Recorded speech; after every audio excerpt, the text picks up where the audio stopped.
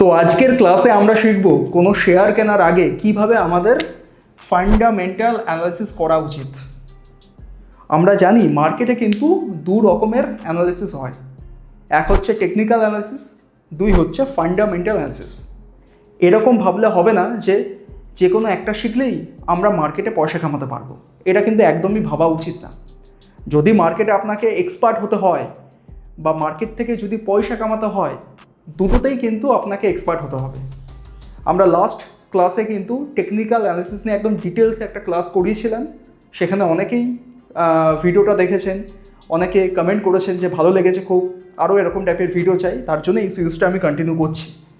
তো আজকের ক্লাসে ফান্ডামেন্টাল অ্যানালিসিস কীভাবে করা উচিত, কোনো শেয়ারকে একদম নারী নক্ষত্র কীভাবে চেক করা উচিত, সেইটা নিয়ে কিন্তু আলোচনা করব। কেননা আমরা সিম্পল বাজারে যখন কোনো সবজি কিনতে চাই, সবজি কেমন কোয়ালিটির, হাতে ধরে টিপে কোনো কানাফানা আছে নাকি সব কিছু দেখে কিন্তু সবজি কিনি। আর যদি আপনি শেয়ার মার্কেটে আপনার কষ্টের টাকা লাখ লাখ টাকা লাগাচ্ছেন, এরকমভাবে তো লাগানো উচিত না যে কোনো একটা বন্ধু বা কোনো একটা আত্মীয় স্বজন, কেউ কলিগ আপনাকে বললো এই শেয়ারটা খুব ভালো বাড়তে পারে, এই শেয়ারটা কিনে ফেল, এরকম তো করা উচিত না।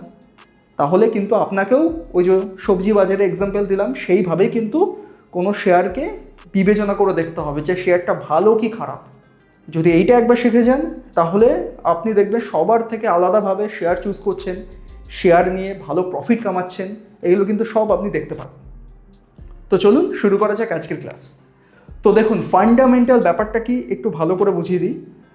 আমরা যেরকম চার্ট দেখে বুঝি যে এখানে বাই করা উচিত, ওখানে সেল করা উচিত, তাই না? কিন্তু ফান্ডামেন্টাল সেই ব্যাপারটা না। এখানে আপনি সে কোম্পানির বিভিন্ন হিস্ট্রি খুঁজে বার করবেন, কোম্পানির ম্যানেজমেন্ট সম্পর্কে শিখবেন, কোম্পানির ব্যালেন্স শিট রেজাল্ট কেমন হচ্ছে, এইগুলো নিয়ে যখন আপনি স্টাডি করবেন, সেটাই হচ্ছে ফান্ডামেন্টাল অ্যানালিসিস। এখানে আপনাকে কোম্পানিকে একদম ভালো করে খাতা কলমে লিখে লিখে ভালোভাবে কোম্পানিকে অ্যানালিসিস করতে হবে। এখানে চার্টের দরকার পড়ে না, এখানে সিম্পল আপনার যা যা কোম্পানি পারফর্ম করছে, হিস্ট্রিতে কেমন করেছে, এখন কেমন করছে, এইগুলোকে নিয়ে আপনাকে অ্যানালিসিস করতে হবে। সবার প্রথমে যখন কোনো কোম্পানি বা কোনো শেয়ারে আপনি ইনভেস্টমেন্ট করবেন বলে ভাবছেন, প্রথমেই আপনাকে দেখতে হবে সে কোম্পানির বিজনেস মডেল কী, কোম্পানি কেমন টাইপের বিজনেস করছে বা কেমন টাইপের ব্যবসা করছে, অ্যাকচুয়াল ধান্দা কী, কোম্পানি যে কোথার থেকে প্রফিট কামাচ্ছে। অনেক ধরনের কোম্পানি মার্কেটে রয়েছে, কেউ ব্যাংক চালায়, কেউ মাইক্রো ফাইন্যান্স চালায়, কেউ হোটেল চালায়, কেউ বিভিন্ন এফএমসিজি প্রোডাক্ট তৈরি করে, কেউ ম্যানুফ্যাকচার তৈরি করে, বিভিন্ন টাইপের কোম্পানি রয়েছে। তো আপনি যেই কোম্পানিতে ইনভেস্টমেন্ট করছেন তার বিজনেস মডেল কী সেটা আগে শিখতে হবে, সেটা আগে জানতে হবে। ওকে, দেন তারপর সব থেকে মোস্ট ইম্পর্টেন্ট, সেই কোম্পানির ম্যানেজমেন্ট কেমন।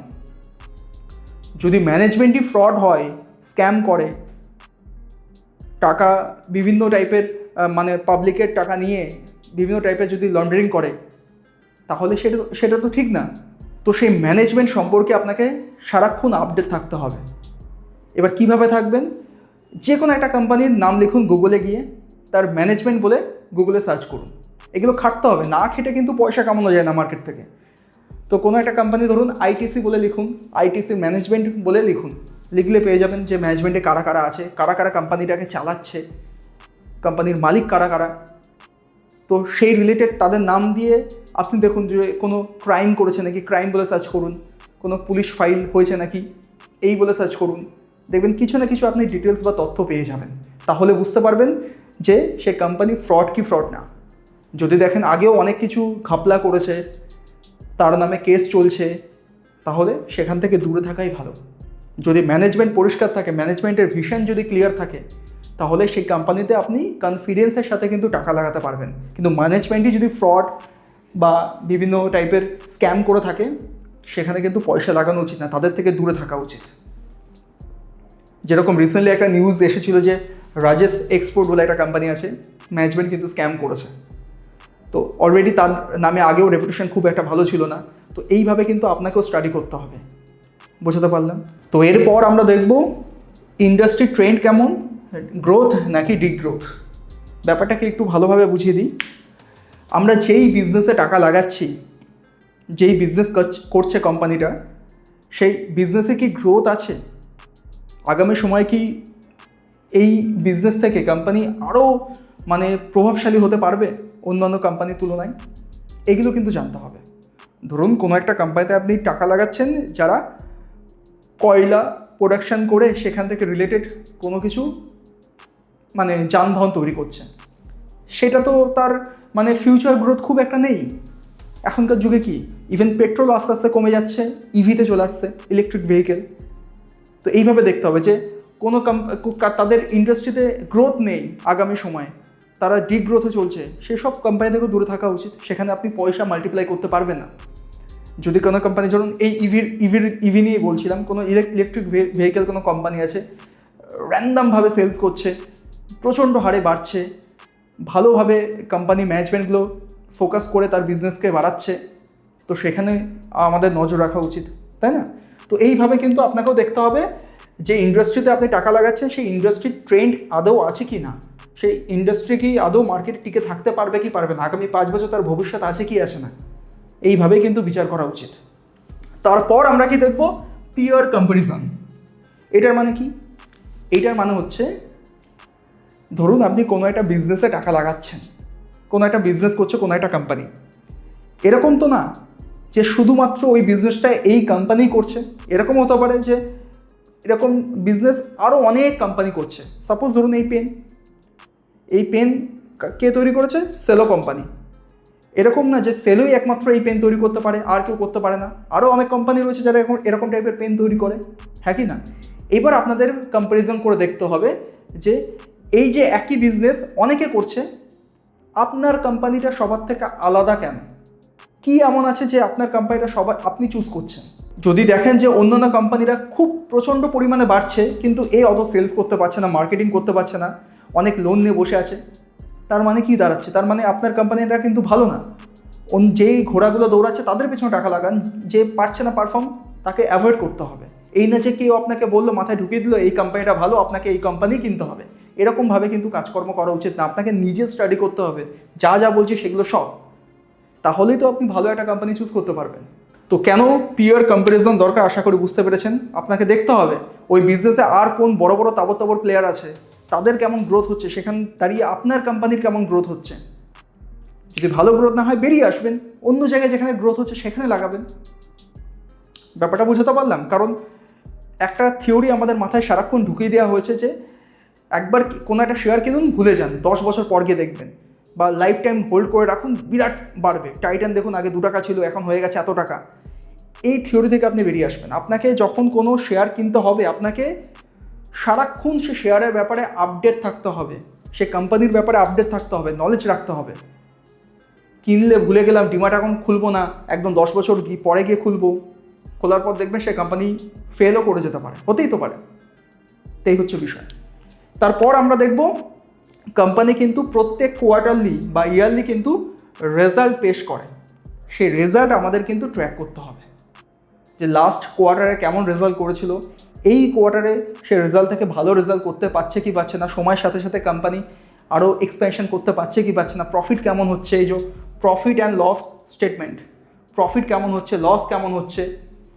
দেখা যাচ্ছে কোম্পানি অনেক রেভিনিউ জেনারেট করেছে, সেখান থেকে প্রফিট ভালো কামিয়েছে, লস অনেক কম আছে, এরকম টাইপের বিভিন্ন স্টেটমেন্ট কিন্তু আপনাকে চেক করে দেখতে হবে, একদম খাতা কলমে লিখে লিখে। পারলে দেখবেন অনেক কিছু অ্যাপস রয়েছে, টিকার টেপ, স্ক্রিনার, সেখান থেকেও আপনি চেক করতে পারেন। এই হচ্ছে বিষয়। তারপর one of the most important thing, সেটা হচ্ছে কন কলস। যদি এই জিনিসটা ভালোভাবে আপনি অ্যাটেন্ড করতে পারেন কোম্পানির বিষয়ে, যে কোম্পানিতে আপনি ইনভেস্টমেন্ট করতে চাইছেন বা ইনভেস্টমেন্ট করে বসে আছেন, এই যখন রেজাল্ট কোম্পানিরা পেশ করে না, সেই সময় দেখবেন ম্যাক্সিমাম কোম্পানি কিন্তু কন কলও পেশ করে। তারা তাদের যে কোনো একটা কোম্পানির ম্যানেজমেন্টরা কিন্তু যারা শেয়ার হোল্ডার আছে তাদের সামনাসামনি মুখোমুখি কনফারেন্স কলে কিন্তু অ্যাটেন্ড করে। তারা তাদের কোম্পানি নিয়ে কিন্তু ফিউচারে কি করবেন, কিভাবে এক্সপ্যানশন হবে, এই বছরে যদি লস হয় আগামী বছরে কি প্ল্যান, কি কারণে লস হয়েছে, পরের বছরে কিভাবে প্রফিট হতে পারে, নতুন অর্ডার কি আছে, এই নিয়ে কিন্তু ডিটেলসে কিন্তু অনেকে কোশ্চেন করে বিভিন্ন শেয়ার হোল্ডাররা, তারা কিন্তু অ্যান্সার দেয়। কারা অ্যান্সার দেয়? কোম্পানির বড় বড় ম্যানেজমেন্টরা। সেখানে কিন্তু সিইও, সিএফও এরকম টাইপের বিভিন্ন বড় বড় লোকেরা থাকে। এবার আপনি ভেবে দেখুন, আপনি কোনো একজন দাদার কাছে কমেন্ট করছেন ফেসবুক বা ইউটিউবে যে দাদা এই শেয়ারটা কেমন হবে একটু বলে দিন, সেইটা ভালো, নাকি আপনি যখন কোনো কলে অ্যাটেন্ড করছেন সেখানে কোম্পানির কারা রয়েছে, ম্যানেজমেন্টের বড় বড় টিমরা, তাদের কথা শুনে আপনি বুঝতে পারবেন সেই কোম্পানিটা ভালো কি ভালো না। যখন ম্যানেজমেন্টের কথাই আপনি বুঝতে পারবেন যে আগামী কোয়ার্টারে আমরা ভালো রেজাল্ট নাও করতে পারি, বৃষ্টি হয়েছে খুব, এই হয়েছে ওই হয়েছে, বিভিন্ন টাইপের কিন্তু কলে তারা অনেক কিছু কমেন্টারি করে। সে কমেন্টারি ধরে কিন্তু আপনাকে বুঝতে হবে তাদের মধ্যে কনফিডেন্স আছে কি না, তারা আগামী কোয়ার্টারে বা আগামী 1-2 বছর তাদের বিজনেস গ্রোথ কেমন দেখতে চাইছে। যদি আপনি শেয়ার হোল্ডার হয়ে থাকেন, আপনিও চাইলে কিন্তু তাদেরকে কোশ্চেন করতে পারবেন ডিরেক্ট, তারা কিন্তু আপনাকে অ্যান্সার দিতে বাধ্য। অনেক সময় দেখা যায় তারা যা বলে 2-1টা মিসম্যাচ করতেই পারে, বিজনেসে সবসময় যে স্টেবল যাবে, তারা যা বলবে সেইভাবে দৌড়াবে তা না, তারা তাদের গ্রোথ কেমন থাকবে সব কিছু কিন্তু আপনাকে ডিটেলসে বলে দেয়। তো তাদের ম্যানেজমেন্টের সাথে যখন আপনি কথা বলবেন বা তাদের কথা শুনবেন, সেখানে কিন্তু আপনার সমস্ত কিছু ডাউট অনেক ক্লিয়ার হয়ে যাবে। তারপর আমাদের দেখা দরকার ব্যালেন্স শিট কেমন, মানে কোম্পানির লাইবিলিটিস কেমন আছে তার তুলনায় অ্যাসেট কেমন। দেখা গেল কোনো একটা কোম্পানি সে 1 লাখ টাকার ঋণ নিয়ে বসে আছে, এদিকে অ্যাসেট রয়েছে 50,000 টাকার, আমি এক্সাম্পল দিয়ে বোঝাচ্ছি। তাহলে কি সেই কোম্পানি ভালো? তার ঋণ অনেক বেশি, সেই তুলনায় অ্যাসেট কম, অবশ্যই সেই যখন তখন ফল্ট হয়ে যেতে পারে, যখন তখন ব্যাংক্রাপসি হয়ে যেতে পারে, হ্যাঁ কি না? তো সেই সব কোম্পানি থেকে দূরে থাকা ভালো। যাদের ব্যালেন্স শিট ঠিকঠাক মেনটেন করছে, প্রফিট দিয়ে অ্যাসেটগুলো ঠিকঠাক মেনটেন করছে, লাইবিলিটিসগুলো কমিয়ে রাখছে, সেই সব কোম্পানিকে চুজ করা উচিত, রাইট? তারপর আমাদের দেখতে হবে ক্যাশ ফ্লো কেমন। কোম্পানি সব কিছু করছে, প্রফিট করছে, কিন্তু ক্যাশ ঘরে নিয়ে আসতে পারছে না, ক্যাশ ফ্লো ঠিকঠাক না, ক্যাশ ফ্লোতেই গন্ডগোল, ক্যাশ ঠিকঠাক জেনারেট হচ্ছে না, তাহলে সেসব জায়গা থেকেও আমাদের ভালোভাবে স্টাডি করে দেখতে হবে যে কোনো ফল্ট আছে কি না। যদি ফল্ট থাকে সেখান থেকে দূরে থাকতে হবে, এইভাবে কিন্তু স্টাডি করা উচিত। দেন শেয়ার হোল্ডিং প্যাটার্নস, তো এটা খুব একটা ইম্পর্টেন্ট না, আবার ইম্পর্টেন্টও, কেননা অনেক ক্ষেত্রে দেখবেন শেয়ার হোল্ডিং প্যাটার্নে প্রোমোটারদের অনেক কম থাকে, তবুও তারা দিনের পর দিন ভালো রেজাল্ট করছে। আবার অনেক শেয়ারগুলো থাকে যারা প্রোমোটার হোল্ডিং কিন্তু অনেক বেশি থাকে, কিন্তু সেই ক্ষেত্রেও তারা দিনের পর দিন ভালো রেজাল্ট করতে পারছে না। তবুও ওভারঅল যদি দেখতে হয়, এটাও দেখে রাখা উচিত যে কোম্পানিতে আপনি টাকা লাগাচ্ছেন, সেই কোম্পানির যারা ম্যানেজমেন্ট বা প্রোমোটার রয়েছে তাদের পার্সেন্টেজ কত, 100%-এর মধ্যে তাদের কত পার্সেন্ট সেই কোম্পানিতে নিবেশ রয়েছে সেটা দেখবেন। তারপর ডিআইআই, এফআইআই তারা কেমন পোর্শনে রয়েছেন সেটা বুঝবেন। দেন দেখবেন পাবলিকরা কেমন। যদি পাবলিক কোনো কোম্পানিতে সবসময় বেশি থাকে না, সেখানে খুব একটা যে মানে ম্যানেজমেন্ট যদি স্ট্রং না থাকে তাহলে খুব একটা পারফর্ম ভালো করে না, এটা হিস্ট্রিতে দেখা যায়। তো একটু এটা চেক করে দেখবেন যে সবসময় মাথায় রাখবেন প্রোমোটারদের যদি পার্সেন্টেজ রেশিও বেশি থাকে সেটা ওয়েল অ্যান্ড গুড। এটাও খেয়াল করে দেখবেন যে এক সময় খুব বেশি ছিল, আস্তে আস্তে তারা বিক্রি করে করে অনেক কমেতে চলে আসছে, সেটাও ঠিক না। যদি প্রোমোটারদেরই কোম্পানির প্রতি কনফিডেন্স না থাকে, তারা যদি শেয়ারগুলো বেচে দেয়, তার মানে বুঝতে হবে আপনি কিনেও সেখানে কাজের কাজ হবে না। প্রোমোটারদের মধ্যেই যদি কনফিডেন্স না থাকে তাহলে সেখানে ঢোকা উচিত না। সাথে এফআইআই, ডিআই যেটা বললাম তাদেরও দেখবেন। বড় বড় মিউচুয়াল ফান্ড বা বড় বড় ফরেন ইনস্টিটিউশন ইনভেস্টাররা তারা কী করছে, তারা এখান থেকে এক্সিট নিচ্ছে কি নিচ্ছে না, তারা কি তাদের প্রত্যেক কোয়ার্টারলি বা ইয়ারলি তারা পার্সেন্টেজ বাড়াচ্ছে কি বাড়াচ্ছে না হোল্ডিং প্যাটার্নসে, তাহলে বুঝতে পারবেন।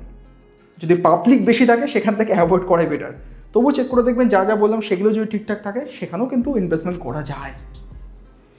সাথে লাস্ট, যদি সব কিছু ঠিক থাকে, যা যা বুঝলাম, business model, management, industry trend কেমন, গ্রোথ নাকি ডিগ্রোথ, পিয়ার কম্প্যারিজন, রেজাল্ট কেমন হয়, profit loss statement, call, balance sheet, cash flow, share holding pattern, যদি সব কিছু ঠিক থাকে তারপর আপনি দেখবেন PE ratio, PB ratio, book value, EPS, return on equity মানে ROE, profit margin, debt to equity ratio মানে ডিই।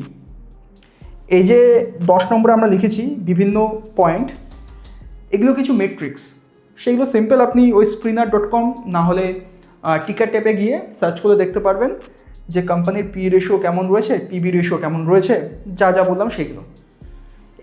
কিন্তু ম্যাক্সিমাম লোকে কী করে, ম্যাক্সিমাম লোকে কিন্তু আগে এখান থেকেই দেখা শুরু করে, এইগুলো দেখা উচিত না।